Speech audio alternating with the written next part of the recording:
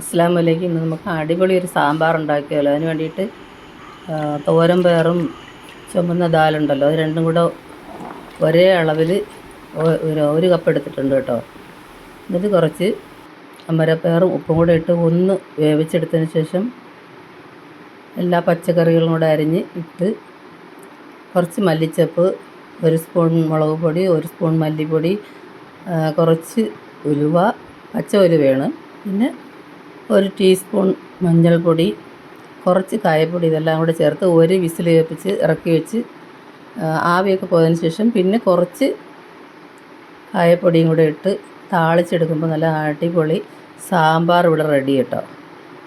പിന്നെ കറിയായിട്ട് വേറെ തോരനായിട്ട് വെച്ചിട്ടുള്ള ഞാൻ ബീറ്റ്റൂട്ട് തോരനും പിന്നെ ചേന വറുത്തിട്ടുണ്ട് കുറച്ച്, എല്ലാം കൂടെ വെച്ച് ഇന്നത്തെ ഉച്ചവണങ്ങ് സെറ്റാക്കി എടുത്തു കേട്ടോ. ഇത്രയേ ഉള്ളൂ. ടാറ്റാ.